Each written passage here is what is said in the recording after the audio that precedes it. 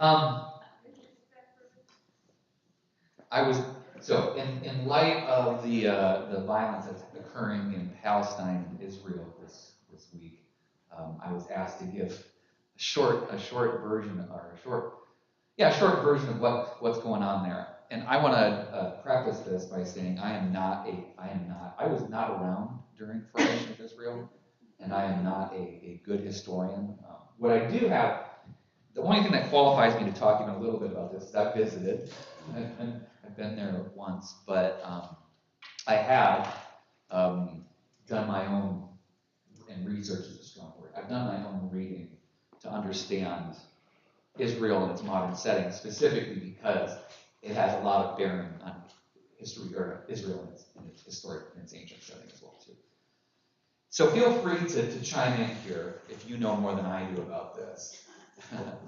But it does relate to what we're studying. So if you're just tuning in for the first time today, we're doing a history of Christianity, but primarily the early period. So basically, Jesus to Constantine. Right? The past few weeks we have been doing background work. So we've been talking about the Israel, Palestine, and the changing occupation, right? So basically from exile up to Jesus, and how those cultural and political changes affect eventually the people that become Christianity. So we've been catching up on that. Last week we had a fascinating conversation about Platonism and Stoicism, and no fun.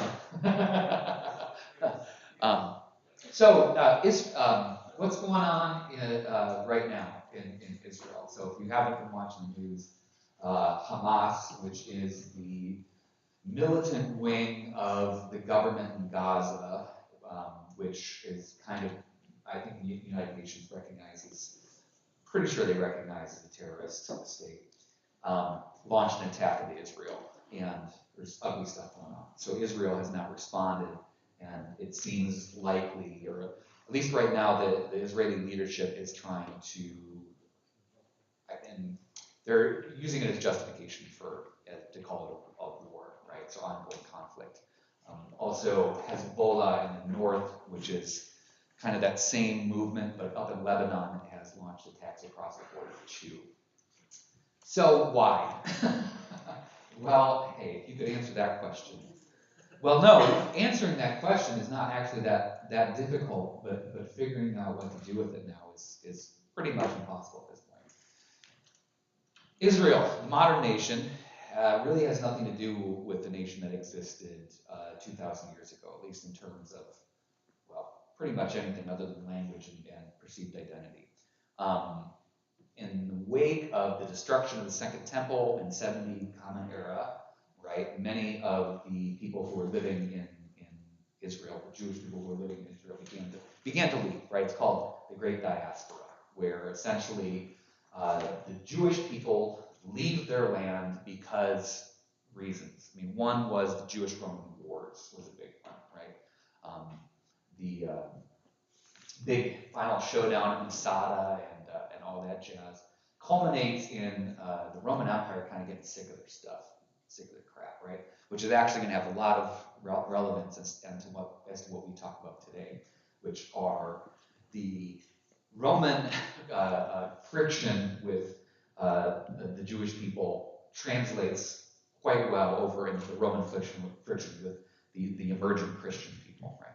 So to make a long story short, Israel, the land that we know as Israel, from basically Constantine up to 1910 is primarily, well, originally it becomes more of a Christian area, a Christian populated area, but then after the rise of Islam in the 7th century, pretty much that entire area of the Middle East is controlled by, quote unquote, Muslims, right?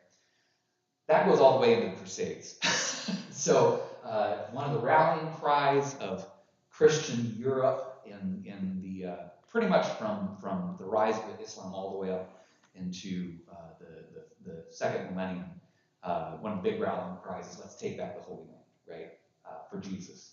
That has varying degrees of efficacy, meaning it pretty much fails miserably. lots and lots and lots of lives are lost, and Christianity occupies Jerusalem for a very short amount of time, and then there's a great movie, a fictionalized version of that, Kingdom of Heaven with Orlando Bloom, that fictionalizes the reoccupation of Jerusalem by Saladin, but really doesn't tell much of the actual history.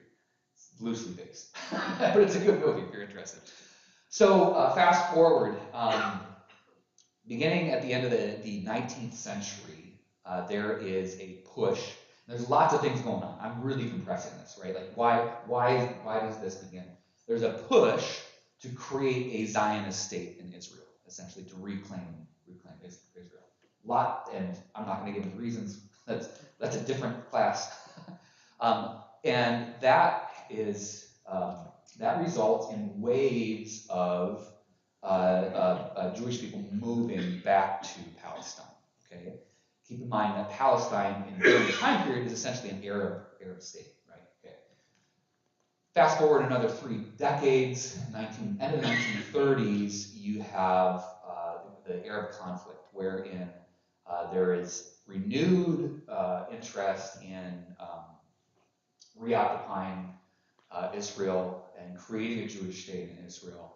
And obviously the people that are living there are super happy with that idea. So there's some conflict.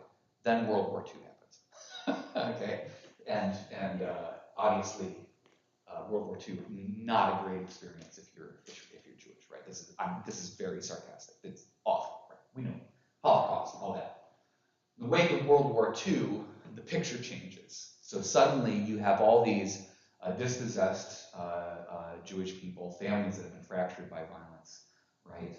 And now there's sympathy, empathy for the Jewish people as a whole on an international level. And so the problem essentially gets handed over to the UN, the United Nations. And so there is essentially a move to create 2 states, to create a Jewish state and an Arab state within Palestine, okay? That doesn't work. To make a long story short, Israel declares its independence in 1948, and then the rest is history. Okay, and so what has been happening over the last 70 years essentially is that Jewish state is created, and it is created by Jews who came out of the Holocaust, but it's also created by Jews who were living in America and other places that saw this as an opportunity. And again, I'm not characterizing this in a negative or positive light. This is just what happened, right? Several wars occur, which you all can probably tell me a better history of. I read a book about this at one point in time, and there's something happened in 1953, and then there were several. There was the Israeli-Egyptian War, et cetera, et cetera. Fast forward to modern era. Since then, we've essentially had several attempts at peace, right? Bill Clinton had the great peace talks with Yasser Arafat and Anwar Sadat. Yeah, didn't work, and there have been American presidents ever since claiming that they could fix it, which doesn't work really well. When I visited Israel-Palestine in 2016, what I experienced was essentially a divided area, right? So Jerusalem, even though according to the treaty from the 1950s, which was supposed to be, it's supposed to be East Jerusalem, West Jerusalem. East Jerusalem is Palestinian control, West Jerusalem Israeli control. Doesn't really work that way. There are quote unquote Palestinians who live in East Jerusalem, but Israel kind of basically controls the whole thing. And the way that you know that is when you leave Jerusalem proper, there are checkpoints. So the way that this area has existed is essentially isolating the Palestinian populace from the Israeli populace. It's not 100%, right? It's not like you can't go back and forth. There are absolutely Israeli Jewish people that work in Palestine and vice versa. And again, you get a little bit of my coloring here in this, my perspective, but by and large, the rights of the Palestinian population are not equivalent to those of the Israeli population. So, what's happening right now? What's happening right now is you have what happens when you get a population that is is not feeling like it's free or being heard, right? And not in any way, shape, or form to justify what Hamas is doing. They're doing straight up evil, just 100%, right? Is Hamas and its justifications is that a complicated thing that, yes, 100%. Okay? I'm not qualified to speak to that at all, okay? All I can say is what we're watching the results of what happened in 1948. We're watching the results of what happened in the early 18th or the early 20th century, which is, to be fair to the Palestinians, they basically were told to leave their homes, on a night, and there's new people moving into where you used to live. And anytime that happens, anywhere in the world, like what happened in the United States when we just told, well, it's much more complicated than that, but when we forcefully removed indigenous populations, right, they say no. And the really complicated factor of this is who is the indigenous population of Palestine, right? This is ultimately what causes this to be such a hard thing, is that there are many people who claim it is, and there's very good, it's in our own Bible, this is the land that God gave to the people of Israel. They were there first, according to this mindset, 2,000, 3,000 years ago. But how do you define that, right? So many of these Palestinian folks have been there for 1,300 years. And one of the things that often gets overlooked is many of the Palestinian folks that are living there now are actually the original Christian population that was living there 1,700 years ago, right? And this isn't a Muslim Jewish problem, right? It's much more complex than that. Does that kind of answer? Yeah. I was just going to throw in that so much of the precursor of what we think now happens as a result of the British Empire. Yeah. And the British mandate with the League Yes. of Nations after the Ottoman Yep. defeat in World War I. Yes. So it goes back not just to the 7-Day War in '67 or the 73 conflict. I mean, it's really because we have these Western preconceptions, which I think are rooted in this theology of Anglo-Zionism, which is the British and now the American or North American British descendants are the rightful heirs of the promises to Israel. Yeah, and it is there are several key British leadership Jews who are heavily involved in the drive to repopulate, to create a Zionist state in Israel. Quite historic. Yeah. And on the flip side of that, I've been the beneficiary of having an AFS exchange student live with us for a year, whose family was Palestinian and was displaced in Beirut. And so Raja came back, and we sponsored him to college. He got married. He's got 2 wonderful kids. He's now deceased. And those children still are very much, even though they were born in the United States citizens, they're very much the products of the displacement of their father and his family who had lived there for centuries. Yeah. And they're Christians. Yeah. And were all the time. But so when I talk with his son, who's a brilliant lawyer, or his daughter, who's also a brilliant lawyer, they nonetheless still carry the torch. Yep. So the reason that we visited Palestine in 2016 is that this congregation was supporting 2 missionaries who were working for what's called Young Adults and Global Mission, which is a ministry of the ELCA wherein young adults who are usually in a gap year, either post high school or post college, can choose to do a year abroad. And so my friends Jenny and Colin were the Yagam supervisors in Bethlehem, basically. And so they were living in East Jerusalem. And then ELCA students would come over and work in Palestine. And And one of the stories that my friends told me was that, they would meet with families, and many of the families still had the keys to the homes that they were moved out of. Yeah, I mean, this is human beings being human, and there's no justification for violence in any scenario. And at the same time, there is the violence of the gun and the missile, and there is the violence of, slowly losing your land and your identity. And both of those are equally traumatic. So yeah, we'll pray today for the Palestinians and the Israelis, right? Just like we've been praying for the Ukrainians and the Russians. All right, no real good segue here, but let's talk. Well, I mean, the whole thing is a segue in a way. So we've developed a picture of what Israel looks like around 30 Common Era, right? So around the time Jesus comes on the scene, we've developed a picture of what that looks like. Who's living there?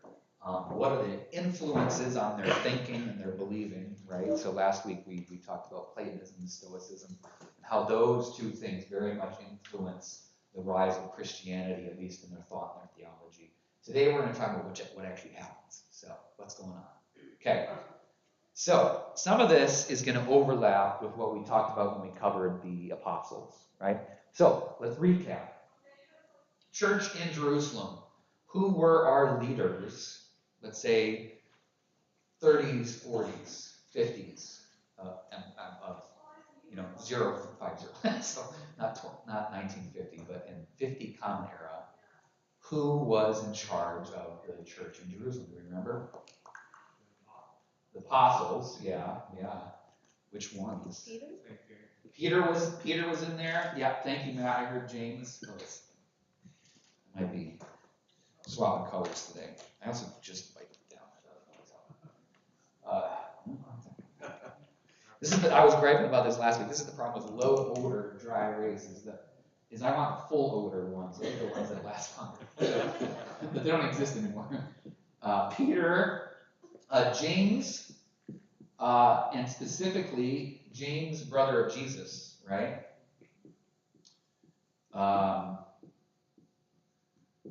And then the rest too, right? So when we studied the paths of the apostles, we know where some of them went. I know some of you have picked up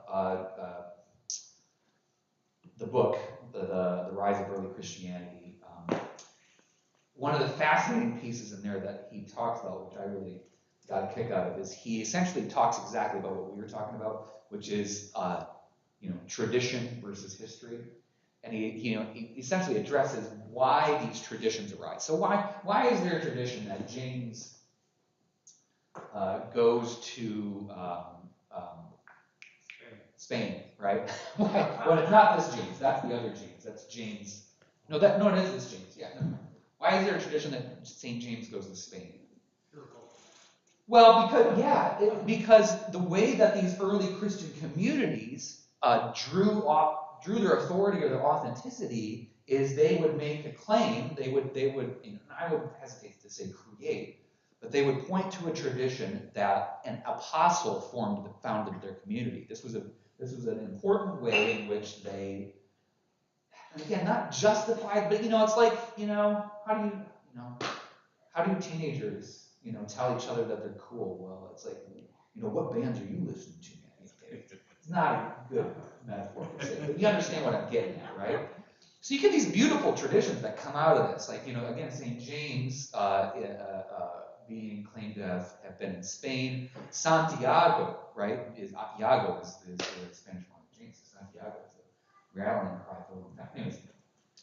So, the apostles go places, right? Did Thomas make it all the way to India? Maybe.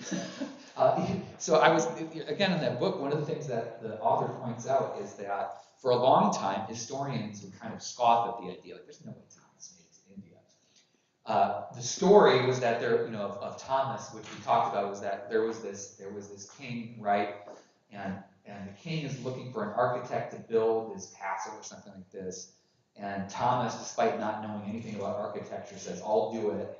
And he takes all the money that he's supposed to spend on building this castle and gives it to the poor. And so the king arrests him, is getting ready to execute him, and the king's brother, whose name is like Gad or something like that, says, no, you can't do this, because he had converted to Christianity. So, Gad dies, that's what it is. Gad dies, and then Thomas resurrects him, and that converts the king to Christianity. So, this is a crazy, sounds like a crazy story. And for a long time, scholars were like, no, this is made up. We don't have any record of either of these guys. Well, just not so long ago, they found coins with this king's face on them. Now they're like, well, maybe there's something going on, So tradition, right? So the disciples, many of them go beyond the boundaries of Jerusalem. But by and large, Christianity, at least during those first 20 years, finds its home base in Jerusalem, okay? The beginning of the book of Acts, it primarily occurs in Jerusalem. So all this stuff that's going on, Peter and Paul and all that's happening in Jerusalem. We have exceptions to that. One of the guys that we talked about was Philip, right? Philip goes and meets a guy from Ethiopia, the Ethiopian eunuch. But before that, do you remember where Philip is? He is converting people in Samaria, right? Now, despite the fact that Samaria, geographically, is not that distant from Jerusalem. It's a couple hours drive. We got a car. It takes a little bit longer by pony or donkey. Is quite different, right? Because Samaritans aren't Jews. They're Samaritans. Okay? So Philip is recruiting up in Samaria, causes some conflict within the church in Jerusalem because they're still convinced that primarily who we're trying to convert are other Jews. This is what the message is for. This is a message of Jewish messianism, Jewish messianity, right? So there's been a Messiah, it's Jesus. This is not about becoming something different. This is the fulfillment of everything that we are as Jews, right? So who are we going to convert? Well, right, in other words, who are we going to proclaim, the messianic prophecy to? Well, other Jews. Why would we proclaim it to Samaritans or Gentiles? They don't care about this stuff. And this is something that is really important that we have to understand about this early church in Jerusalem, is that their primary focus really is Judaism, because they still consider themselves Jews. Nothing has changed for them other than the Messiah has arrived. They don't see themselves creating a new religion. From an external perspective, right? So again, we are an Israel under occupation by Rome. From an external perspective, what do they look like? Well, one of the things that's widely acknowledged by the Romans is that, number one, the Jewish peoples are hard to work with from a Roman standpoint, right? Because again, one of the things that we also talked about last week is the rise of the cult of the emperor and or emperor worship. Because what's going on in Rome during this time is that there's a power shift. So during Marcus Aurelius' time, there was the Senate, right? And the Senate and the emperor worked hand in hand theoretically, right? And that's an oversimplification. Roman scholars are probably rolling their eyes right now. But what begins to happen towards the new millennium and beyond is that power begins to be more centralized in the hands of the emperor for various reasons. And one of the big ones is this desire for the unity of the empire, right? So how do we unify this constantly geographically expanding place where we're constantly adding new peoples in, we're bringing new cultures, new ideas, and new religions? Well, we center it around the emperor. Okay. This doesn't work in Judaism, right? Jews are monotheists. They will not worship another deity, even if it's just for political convenience, right? They won't do it. What's interesting is in the 30s and 40s, that's okay with the Romans. They're like, you know what? That's fine. Their resistance to emperor, to being like every other citizen in the empire, is not about It's not political, it's religious, right? So they're not doing it because they are resisting the rule of the empire. They're doing it because of their weird religion, right? From the minds of the Romans, right? They considered Jews and Christians to be atheists because they worshipped some invisible god, whereas the Romans, our gods are right downtown, right? We've got statues to them everywhere. Like, so, where was I going with this? Yeah, okay, so by and large, the Jewish populace is tolerated. One of the things that, I gotta come up with a different phrase for introducing a new idea. Another thing that happens during this time period, and we talked about this as well, is that we begin to see some diversification of Jewish identity. So do you remember we talked about the diaspora, which begins as far back as the beginning of Roman occupation. So once roads and other infrastructure goes into place, it becomes easier to travel with the Roman military guarding those roads and preventing banditry and piracy. Like piratism is not the right word. Piracy, preventing these things, people go, right? There's opportunity to be found in different cities. And so some of these are people that are leaving Jerusalem and leaving Israel and going to Rome and other cities in the empire.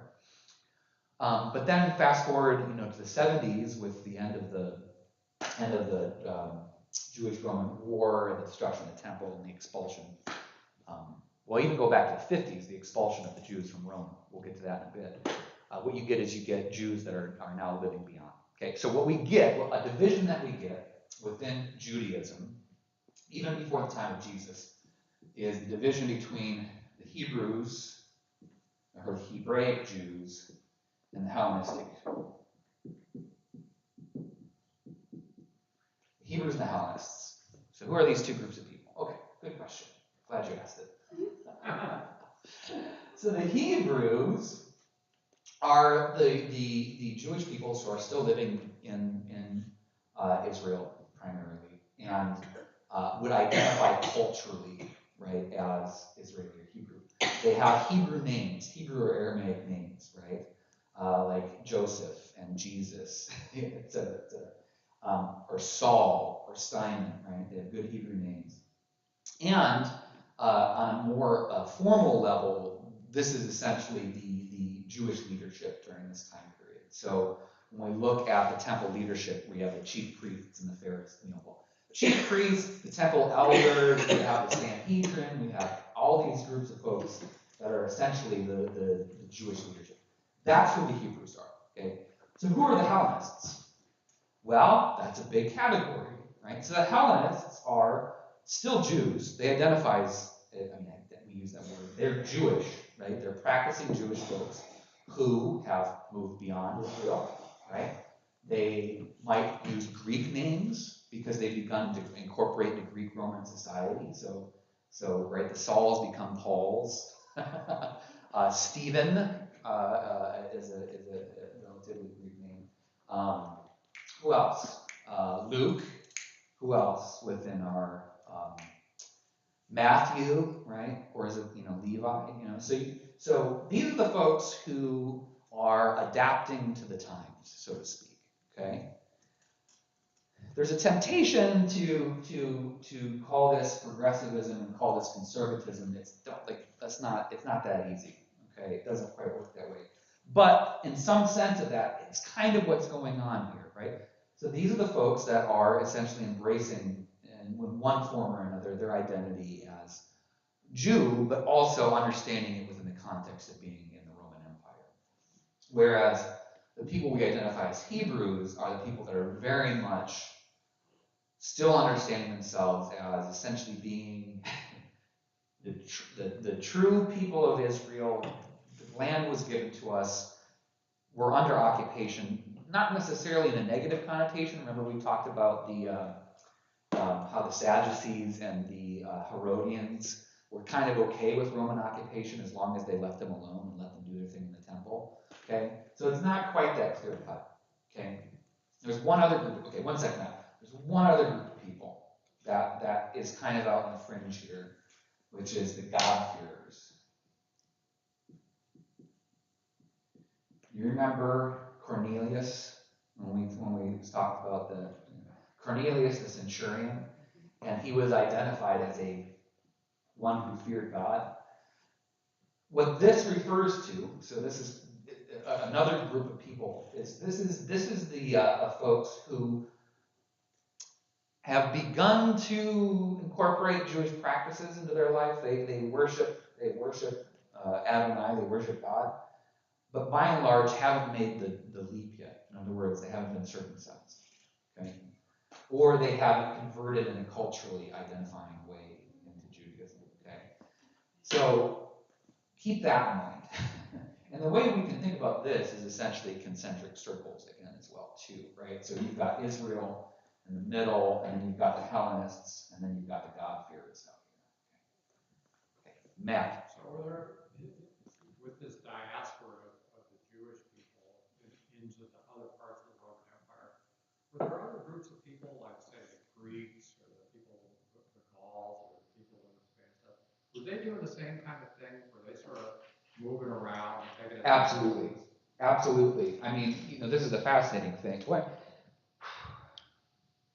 I always hesitate to attribute too much positive connotation to empire, right, and conquest, but it's a living system, right? So again, we see this happening in Israel. But what happens when the Roman Empire, proclaims the gospel? They evangelize the fact that they've added a new territory, a new people to the empire. Well, they seek to assimilate those folks into the empire, definitely, right? So do the things that are required to make you a citizen of good standing.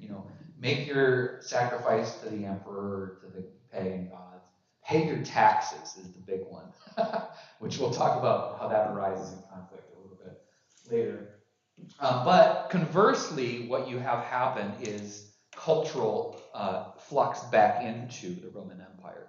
Which this is very important because this leads to almost single-handedly to what results in the persecution that the Christians experience under Nero and Diocletian, which we'll maybe get to today. Okay. So that cultural influence goes both ways. Okay, and hint, wink, wink. Well, hint. What that eventually results in is a lot of Romans, especially the good old Romans, lamenting the dissolution, that's not the right word, the weakening of Roman blood, right? There's too much these other cultures that are coming back into Roman society, right? So yeah, absolutely, and talk to a Roman scholar about how the conquest of Britain and northern Germany affects the Roman Empire. I'm sure they've got a strong opinion on that. But yes. Good question. So what does this have to do with Christianity? Well, a lot. A lot. So, we have our church in Jerusalem, primarily made up of the apostles and those connected to the apostles, but primarily made up of Hebrews. In other words, these are folks who culturally identify as Jewish. They see the Jesus movement as specifically a movement, a messianic movement for the fulfillment of Judaism, right? Okay. They want to convert Jerusalem. I mean, I'm putting words into mouths here to a certain extent, but that's why they're in Jerusalem. Is they're like, the Messiah has arrived. Why would we be anywhere else? Okay. This doesn't go over super well. This does not go over super well, which we see in the book of Acts, right? Stephen, one of the 70, not one of the 12. Stephen says some stuff. In other words, he preaches in Jerusalem, which ticks off a crowd of people who then stone him to death. James the Greater, right? James, the brother of John, so one of the sons of Zebedee, is killed by Herod Agrippa, right? What happens during these early decades of Christianity is pretty much persecution, not by the Romans. The Romans, in fact, often come to the defense of these early Christians, believe it or not. So not by the Romans, but by the Hebraic Jews in Jerusalem, right? So who is this exactly? Well, it's the Sanhedrin, who, again, we can see the story of Saul in the book of Acts, is given essentially permission to do whatever he wants to do so long as it results in the quelling of this new Jewish cult that has arisen. Early on, the way that Christianity was identified, both by Jewish leadership and by Roman leadership, was it's another cult, right? It's another cult. Cults, and again, that word carries with it a lot of negative connotation, but it's, the way I'm using that word is a sect within the whole. Jewish cults are not new by any stretch of the imagination. So the idea of kind of not even splinter groups, but theologically, distinct groups within Judaism have existed for a long, long, long time. In fact, you could argue that the Pharisaic movement is a cult, right? You understand what I'm saying here. Followers of John the Baptist would be a cult. 100%. Yeah. 100%. The Essenes are a cult, right? So they essentially see Christianity as Judaism's problem, is the short version of this. Rome looks at what's going on with the Christians and it's like, we don't have anything to do with this, right? This is your problem. We're not gonna provide military support to quell this uprising. That's yours to deal with, right? We even see this in Paul's experience, before Rome. But Paul at one point is pursued. I can't remember what chapter of Acts that's in. Is pursued by a mob, and after he got done preaching, and the Roman military steps in and protects him from the mob. Is there an easy answer? Is there why they deny Jesus of Messiah? This is the question, man. The visionary. Well, he's false. Why does Judaism not unanimously accept Jesus as Messiah? Good. I mean, dude, that's the $1 million, isn't it? Well, and it is, and it. I mean, that's what the Gospels are. That's the story of Jesus. I mean, why is change hard? I mean, because it begs the very real question: if Jesus showed up today, would we accept Jesus? Especially if the message that he proclaimed was so drastically new compared to what we're used to, in the same way of what was going on here, and simultaneously critical of religiosity in the first century. I mean, Jesus is extremely critical of kind of the religious status quo. So what happens if Jesus shows up in 2024 and immediately pays no attention to quote unquote the atheists or whatever, and immediately starts tearing down altars and sanctuaries because he sees them as altars to greed and land wealth? Well, does Christianity unanimously say yay, or do we say that's not really Jesus, that's some communist imposter, whatever? So yeah. So church in Jerusalem, 30s, 40s. James, brother of Jesus, Peter, and others are there, persecuted, to use that word. They have a hard time. This eventually results in them getting out of Dodge. Okay, so in fact, the church in Jerusalem essentially, for all intents and purposes, leaves by the end of, I think it's the 40s, and ends up in a place called Pella. Pella is a village, it's no longer existent, a village up south of Nazareth, so kind of in southern Galilee. Okay, so they pack up and get out of there and move up there specifically to avoid the violence that they're experiencing in Jerusalem. Here's why this is absolutely fascinating. So when you think of Christianity and who spreads it, we just went through this. Who do you think of? Paul. You think of Peter. Thomas went to India. You think of the apostles. Realistically, the tradition of the apostles ends in Pella. Okay, so the actual people who we point at as being the original 12 are either killed or they leave and end up in Pella. Christianity, as we experience it today, in fact, is derived specifically not from the Hebrew wing, but from the Hellenistic mind. The Hellenists. And who's the guy that we have to blame for that? Paul.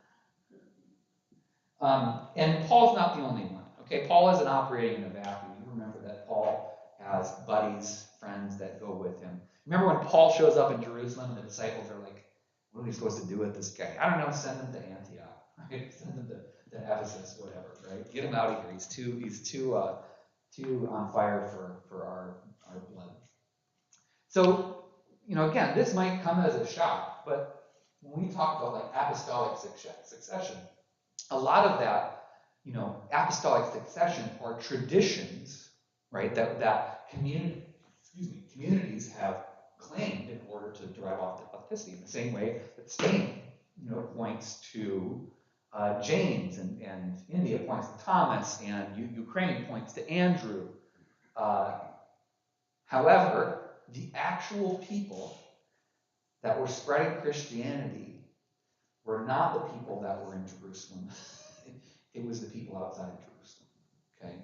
So this is why we spent 3 weeks talking about Roman thought, culture, politics, and philosophy, is that the people that end up being responsible for the quote-unquote success of Christianity are these folks. Well, so what happens to these folks?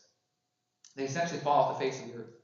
So there are some Christian writers that reference the church in Pella some 200 years later, and essentially their argument, again, lots has changed in Christianity in those 200 years, but when they think of the folks at the church in Pella, they're basically Jews, right? That's how the new Christianity sees the church in Pella. Is yes, they still worship, or they still, see Jesus Messiah, but they've reverted to essentially default Jewish practice. So, what does Christianity look like during this time period? This is ultimately what I find most fascinating. So we've talked about the fact that early Christianity doesn't have big buildings, right? They can't afford them, number one. But between persecution by the Jewish authorities, and then once we get to the 60s, persecution by Roman authorities, you don't want to put up a big building that says, here we are, right? So what was a quote-unquote Christian in 42 Common Era? What did their week look like? How did they worship Jesus? Well, that's a good question. Thank you for asking.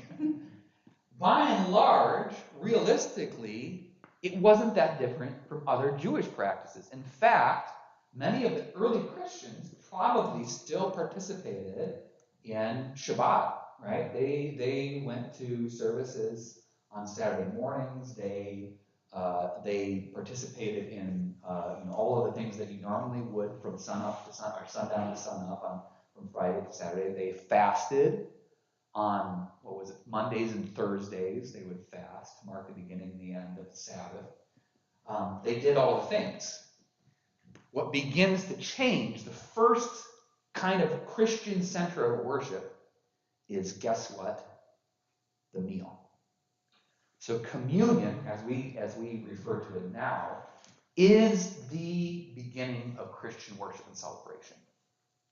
Christianity, in the first 3 to 4 centuries, places its emphasis almost entirely on the victory of the resurrection.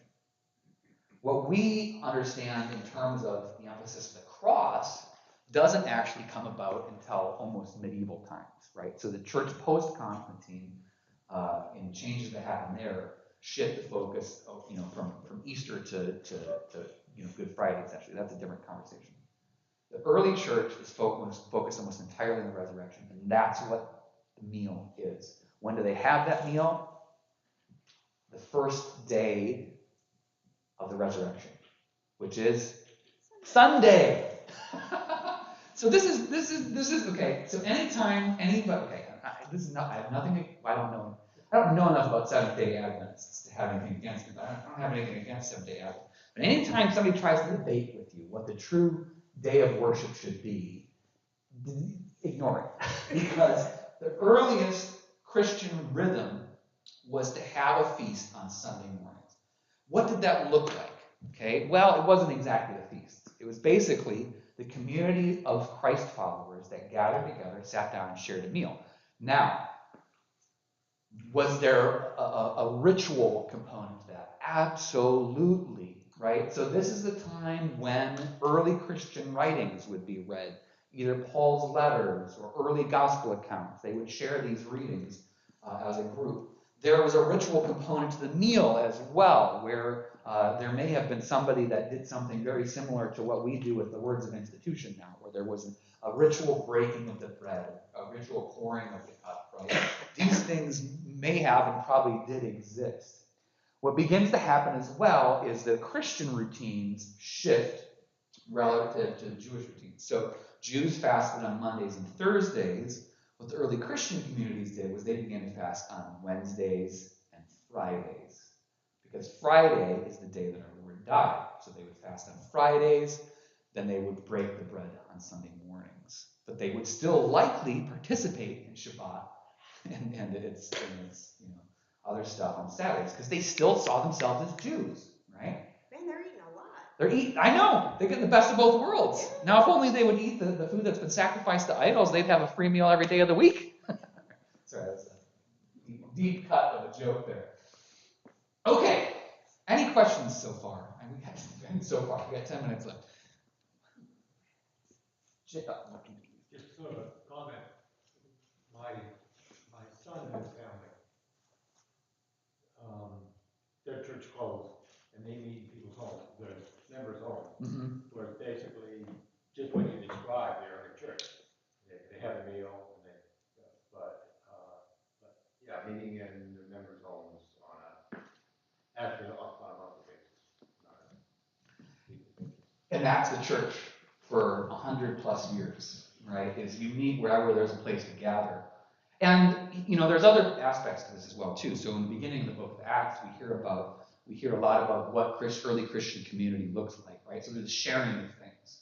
There's the idea that, again, from a almost socialist perspective, we share the resources of all for the good of all. Specifically, one of the things that meant was you take care of the widows and orphans within your community, which actually is a point of conflict that occurs. So again, this is beginning of Acts, so this is very much the church in Jerusalem. The Hellenists actually come and complain to Peter because their widows are not being taken care of the same way that the widows of the Hebrews are. Right? So, we have conflict within the church as early as, year one. It's as soon as people gather around the idea, there's people that differ in agreement about that idea, right? Okay.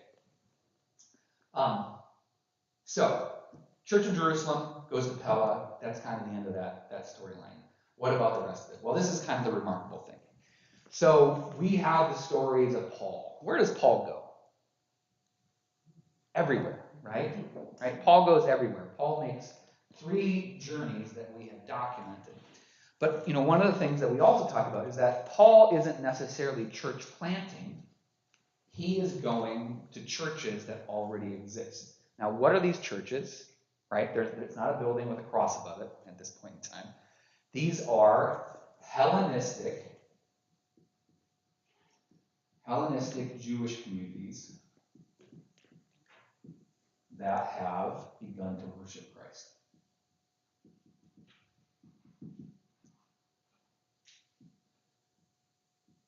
How does the message get there?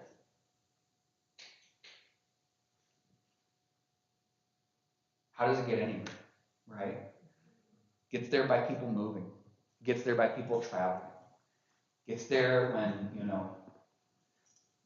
Randy and Irene, who lived in the suburb of Jerusalem and had begun to, worship in the Christian Jewish manner, Randy takes a job in Ephesus, and they move to Ephesus, and they continue their worship practice, and Irene tells her knitting group or whatever, or tells her business owner friends that we've begun to follow the Messiah, and then they do the same thing. They invite friends to break bread with them on Sunday mornings, and et cetera, et cetera, et cetera. It is much more organic and much less official than we have come to think of it, right? There's the 12 apostles didn't go out and found churches in every city that they visited, right? They didn't go in and plant a stake and say, Church of Philippi, right here, who's with me?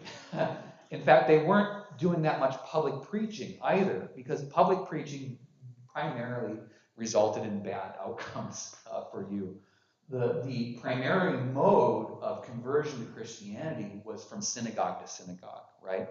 And it expanded extremely relatively quick. Is that a contrast or whatever? Expanded shockingly fast throughout Asia Minor. The interesting question to ask is why, right? What's going on here? What's going on here? One of the big pieces of this, and I referenced it earlier, is there are two, well, it's the beginning of conflict between Judaism, between the Jews and Rome, which happens as early as 50 Common Era. So I think it's like 52 or something like that, which is when the emperor at the time, whose name will come back to me in a second, expels the Jews from Rome. There is some debate that the conflict that results in that expulsion is actually a conflict between Christians and Jewish Christians and non-Christian Jews, etc. But it's also argued that this is precursors to what eventually results in the Jewish-Roman War, okay? Wherein a now vocal and gaining power minority within Israel is beginning to argue for military force against their Roman occupiers, which that's a different story, right? But that results in the massacre of Masada and then the destruction of the Second Temple. So what happens during this time is that the Jews who were primarily seen, the Christians who were primarily seen as Hebrews, so in other words, the church in Jerusalem has kind of begun to fade, or they're often pelling out. But simultaneously, Judaism itself begins its great diaspora. In other words, there's no more centralized leadership, post-Jewish Roman War, they dispersed to the end of the earth. But what's been going on this entire time is that there are churches who have begun to convert to Christianity who didn't participate in any of this, right? They were staying blissfully under the radar, right? So it's kind of a case where, well, what's left once you've got rid of the center is the fringe, so to speak, right? Because Christianity at this point in time very much is the fringe. Okay, 4 minutes. Let's talk about persecution. Let's introduce persecution. A quick question. Yes, Dennis. So I always thought of Paul as going out and converting Gentiles, not Hellenistic. But same thing. So, yes.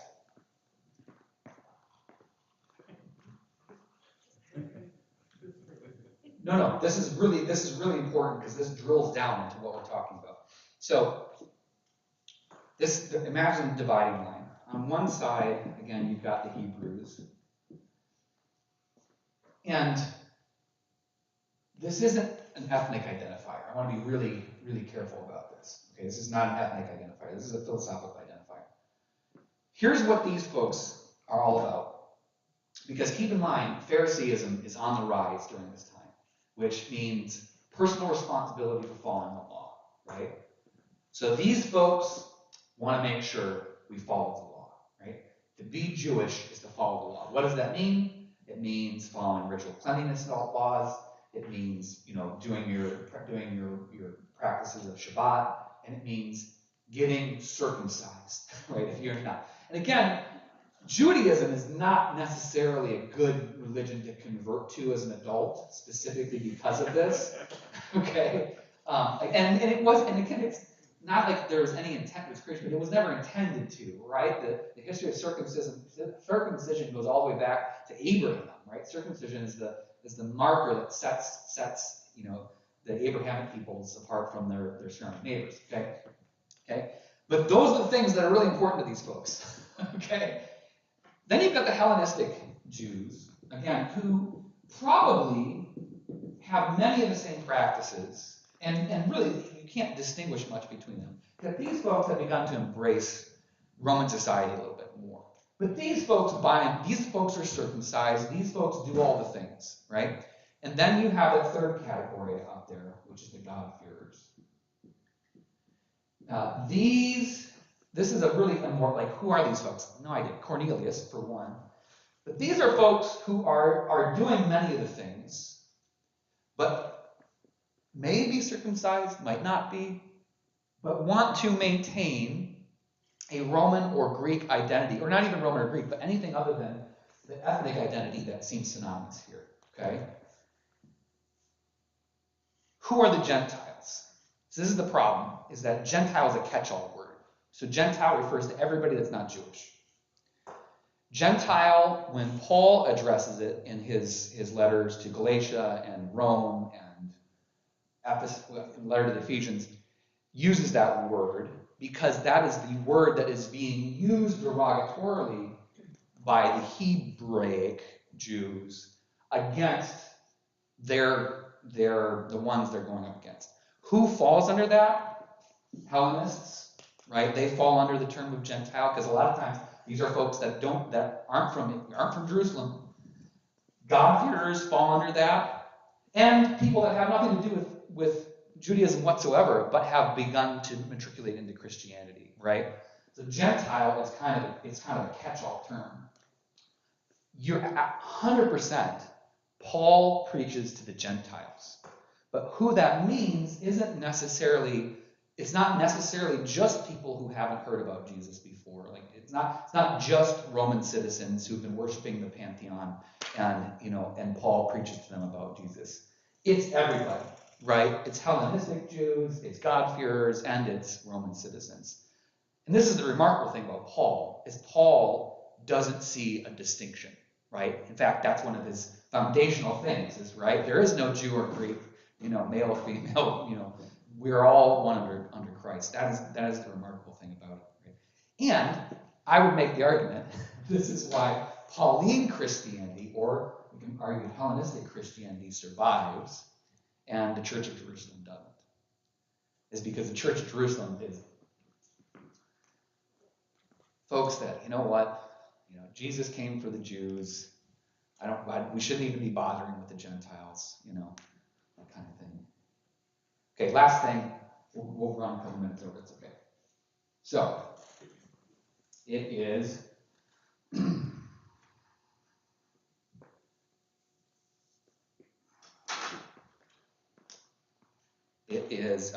Common Era. Hold on, let me get my date.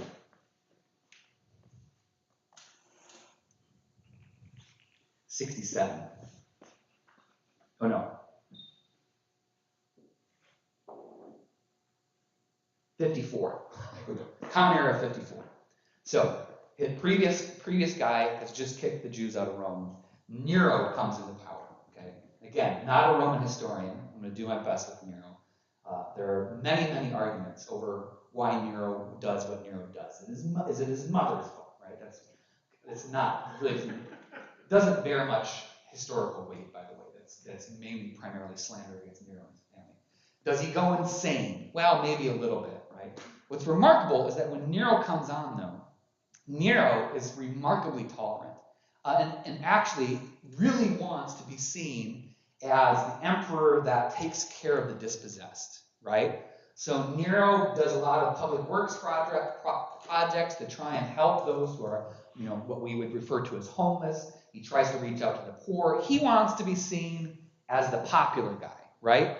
And it doesn't just include the empire, it includes those who are patrons of the arts. Nero fancies himself an aspiring artist and potentially a musician, right? What's the common story? That he's playing the fiddle while Rome burns, okay? Nero has mixed success with that, okay? Mixed success. As with all things, there are various metaphorical fires that Nero has to deal with in the empire during his reign. But the big one that we all know about is what? The Great Fire in Rome. Okay, the Great Fire in Rome. What's been going on during this time is, again, the Jews are removed from Rome beforehand. But in terms of being Christianity, they've been allowed to return by now. there's not much going on. They're mainly being ignored. Again, it's a Jewish problem, not a Roman problem. Great fire in Rome. Rome burns for 7 days, right? 10 out of 14 districts that make up the city of Rome are catch fire. Okay. Nero has rumors that start to go around about him, that he wasn't even there. He was somewhere else in the city, that he set the fires on purpose in order to level Rome so he could build it anew in his image, right? That he was playing fiddle in a tower while Rome burned, right? That he was celebrating all this. None of which is probably true. In fact, Nero, according to most historians, actually tried to rally people to put out the fires, but it was too late by that point. What happens, though, in the wake of this is Nero needs somebody to blame. And guess what happens? 4 districts don't burn to the ground, and all 4 of those districts happen to have Jews and Christians in them. So, That looks suspicious. Looks suspicious. So what does Nero do? Well, Nero doesn't create the stories, but he amplifies them when they come in. Because the rumors start the same way that rumors start when people start to notice that the Christian districts didn't experience as much, fire as the others. Well, those are the people that, have these weird meals on Sunday. We heard they eat babies, right? We heard that they're cannibals. They're obviously not good Romans because they don't make sacrifice to the emperor, right? So this is the beginning of 200 plus years of Roman persecution, right? And it all starts because they need a scapegoat for basically a disaster. So that's where we'll pick up next week. Thanks for being here today, folks. This is live streamed and recorded, so if you want to go back and watch it, if you didn't understand anything as I talked too fast, feel free to do so. Leave the table in chairs.